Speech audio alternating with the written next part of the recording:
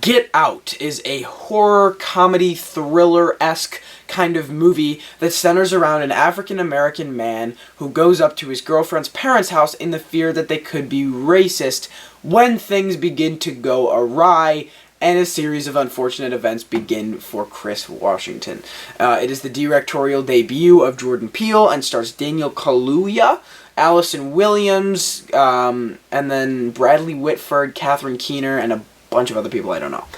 So, I'm a little late on reviewing this movie. A lot of people have already seen this movie. A lot of people have already loved this movie. It had 100% on Rotten Tomatoes for the longest of time. I think it's still at like a 99%.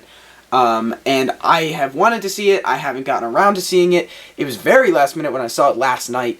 It was like 9 o'clock, and I was with my friends, and we were just like, hey, you want to go see a movie? And my friend had seen Get Out. He was like, Get Out was really good. So 10 p.m. we went and saw this movie, and I absolutely loved it. This is an incredible piece of filmmaking.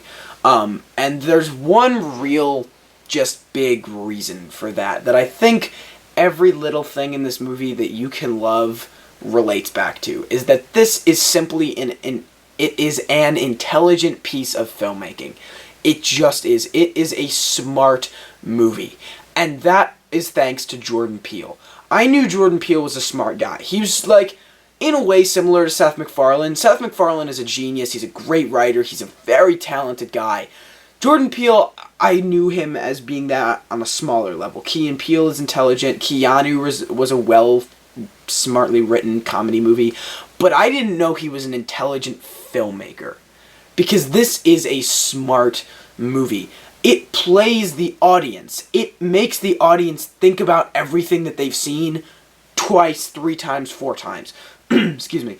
Every shot and scene in this movie counts. It all matters when it's building up to the end of this film. And that is extremely important when you're making a mystery movie. Because at the end of the day, that's what this movie is. You're trying to figure out what the hell is going on. And he's giving you all of these clues and all of these shots to just set you up for this jerking reveal that makes you think about everything you've already seen again and again and again. I'm still thinking about them now. And that's what's so intelligent and so great about this movie, is that everything counts. Everything matters. No scene is just there to be there. You're not just sitting there watching things play out. You're sitting there unknowingly watching everything that's going to play out in the future. From the beginning shot of this movie, you're sucked in. You're in. I'm invested. I'm interested. I want to know what's going to happen next. It's a great opening scene. It's a long take. It's interesting. I'm already, like, asking questions. I'm already laughing, but I'm already on the edge of my seat. The opening shot is perfect. It sets you up for what the rest of the movie's going to be. It sets you up for the mystery, and you're already intrigued. You're already ready to go. Again, that points back to the intelligence of Jordan Peele as a filmmaker. He knew exactly what he wanted to get his audiences into, and so he wrote it and directed it perfectly just from the beginning, so you're already into it. The performances in this movie are exceptional. They're exceptional. Everybody in this movie not only does their job, they elevate it to the next level. And that's equally as impressive considering most people in this movie are not known in a mainstream audience. They're just not. Allison Williams, who is a huge character in this movie, this is her feature film debut. And sure, there are cast members in this movie that people know. Daniel Kaluuya was in Sicario, and he's been in a couple movies. And then Catherine Keener is an Oscar nominee, and Bradley Whitford has been in a bunch of stuff. But it's still, like, they're not... This movie doesn't have much star power. It's the actors and actresses that were right for this role. Jordan Peele didn't just pick people because he was like, that'll attract an audience. He picked people that he knew could do a phenomenal job with this movie, and they do. They layer their characters. They make them something interesting to the point where when you're watching their performance, you're not watching actors. You're really watching these characters be brought to life on screen, and their ideals and their thought process and the way they speak and their dialogue and just everything that they do comes right at you through all of these exceptional performances. I think that became an extremely important part of this movie, and it was one of the first things I was thinking about walking out of this was, wow, everyone was killer. I think, like, you go through everyone's IMDb page now, Daniel Kaluuya has a ton of stuff lined up. He's going to be in Black Panther. I think it was a very big movie for a lot of these actors, and they did a phenomenal job. I've already kind of touched on, I'll say it again, the directing and writing was superb. The way it meshed together, the way it made everything stand out, the way each shot mattered, the way each scene mattered, the way every piece of dialogue mattered, just the way Jordan Peele was able to work behind the scenes in this movie was fantastic. I would love to see a behind the scenes or like a featurette of Jordan Peele working on this thing or giving direction or even just writing this thing. I would love to see a little bit of just his thought process when he was working on this movie. There is what a lot of movies get wrong now is mixing genres. A lot of movies try to take multiple genres and put them together to make one fluid movie, and a lot of directors and writers fail at doing that. This movie does a phenomenal job of it. It takes the horror genre and the thriller genre and the mystery genre and the comedy genre and meshes them all together to the point where none of them feel out of place. They all feel natural. They all feel like they work in this movie, and they all feel like they belong in this movie. That's just genius at work. That's what's so great about how you feel when you walk out of this movie. There are great moments of comedic relief that you just need. Because by the end of this fucking movie, you've earned some relief. You've earned some comedy relief, and it gives you that throughout the entire movie. There's one specific character that I know a lot of people like to point to and say, you know, he's the comedic relief in this movie. And yeah, he's hilarious, and he's there just to kind of be the comedic character, but everyone in this movie has comedic lines. Everyone in this movie has funny lines, and I think it's very important when you're mixing that with this sort of dark undertone and this scary undertone and a thrilling undertone and mysterious undertone to have comedy in there. All of these genres meshed really well. It's scary while mysterious. It's funny while thrilling. That's what works about this movie.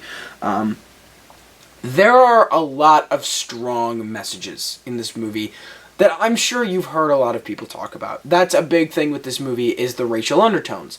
And they're so well hidden, but not hidden to the point where you don't pick up on them.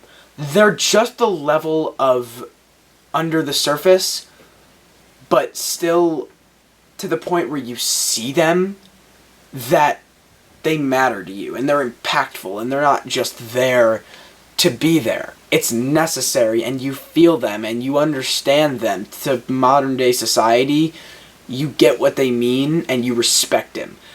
That's what Jordan Peele did so well. You're noticing he did a lot of things so well. He just believed that his audience was smart. He went into this movie with the understanding, with the knowledge that people that go see movies like this are intelligent. He was willing to accept that fact, and he said, you can figure it out. You can get it. That's what Arrival did so well. And it just worked. The audience understood it. The audience picked up on them, and that's why this movie's being so critically well-received and so well-received by audiences. It just is. That's one of the many reasons, is because he believed in his audience to pick up on the things that most directors and writers would just shove in your face. There is clear inspiration in this movie from classic horror movies. You can just kind of see them, which is kind of cool. There are moments of The Shining, and there are moments of A Nightmare on Elm Street. It's not stealing, it's not copying, it's just that part had a massive impact on filmmaking. That part from The Shining, that part from Nightmare on Elm Street, I'm going to take that, I'm going to make it my own, I'm going to put a spin on it, I'm going to put it in this movie. That's what directors should do. That's what I love about Denis Villeneuve, who is... Well, in an interview about Blade Runner 2049, he was like, I just can't make a movie as good as Blade Runner. I'm not trying to do that. I'm not trying to best Ridley Scott's vision. I'm trying to take that source material and take it and spin it and make it my own. That's what your job is to do as a creative thinker and a creative filmmaker, and Jordan Peele understood that. He did it well. He took movies, he got inspiration from them, and he put it in his own movie in his own personal way. It does scaring correctly. It does horror right. It almost pokes fun at jump scares, which is awesome, because I think jump scares are so hard to do correctly. They do them right in this movie because, in a way, it's a satire on them. This is almost a satire on horror movies in a way, but it's also not. It's still a horror movie. But, yeah, there's a correct way and an incorrect way to do jump scares, and there's a correct and incorrect way to do psychological horror, and I think that the team behind this film was able to do both of those things correctly, while also at the same time saying, yeah, like, this is the incorrect way to do that, and we're gonna kind of just poke fun at it, like, right here. The only problem I have been able to think of with this movie is that, like, towards the end, there were one or two moments that were a little anticlimactic for me that happened and then regained balance. So I don't know if it was supposed to happen. It was just a little off-putting for me. Like I said, one or two moments. Nothing huge. Nothing, like, driving impactful. It just, they kind of happened and I noticed them. But overall, guys, this is an incredible piece of filmmaking. If you haven't seen this, please, please, please check it out.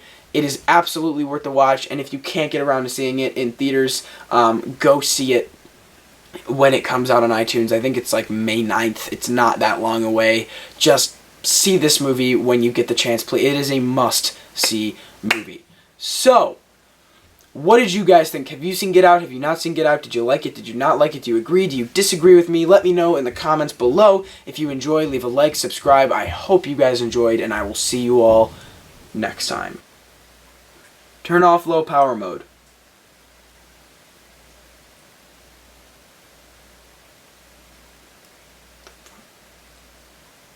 Turn off low power mode.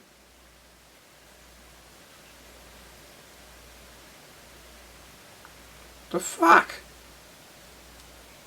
Thank you.